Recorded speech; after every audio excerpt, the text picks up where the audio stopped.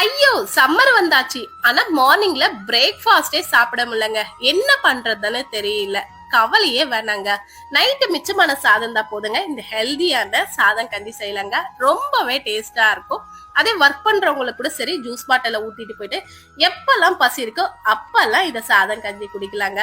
இப்ப இந்த சாதம் கஞ்சி எப்படி செய்யுதுன்னு பாக்கலாமா?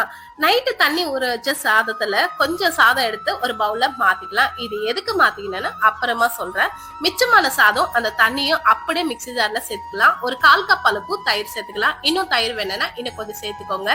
ஒரு சின்ன பீஸ் அளவுக்கு இஞ்சி, ஒரு பச்சை மிளகாய், 1/2 ஸ்பூன் அளவுக்கு ஜீரகம், தேவையான அளவு உப்பு சேர்த்து நல்லா ஸ்மூத்தா பிளெண்ட் பண்ணிட்டு ஒரு பவுல்ல மாத்திக்கலாம். இப்ப ஆல்ரெடி கொஞ்சமா சாதம் எடுத்து வச்ச பாருங்க. இந்த சாதத்துல கொஞ்சமா தயிர் ஊத்தி நல்லா இந்த மாதிரி அழுத்தி விட்டுக்குன்னு இந்த கஞ்சி சாதத்துல சேர்த்துக்கலாம். குடிக்கும் போது அங்கங்க இந்த சாதம் பட்டா ரொம்ப நல்லா இருக்குங்க. இதுல கொஞ்சமா சின்ன வெங்காயம் பொடியா கட் பண்ணி சேர்த்துக்கலாம். கொஞ்சமா கொத்தமல்லி சேர்த்துக்கலாம். உங்களுக்கு பச்சை மிளகாய் வேணும்னா பச்சை மிளகாய் கூட சேர்த்துக்கலாம். இதெல்லாமே நல்லா கலந்து எடுத்துக்கினா ஒரு ஹெல்தியான சாதம் கஞ்சி ரெடி. கண்டிப்பா ட்ரை பண்ணி பாருங்க. இது குட்டீஸ் கூட ரொம்பவே பிடிக்குங்க. இந்த கஞ்சி சாதத்துக்கு 10க்கு எவ்வளவு கொடுக்கலான்னு கமெண்ட் பண்ணுங்க. Download ShareChat.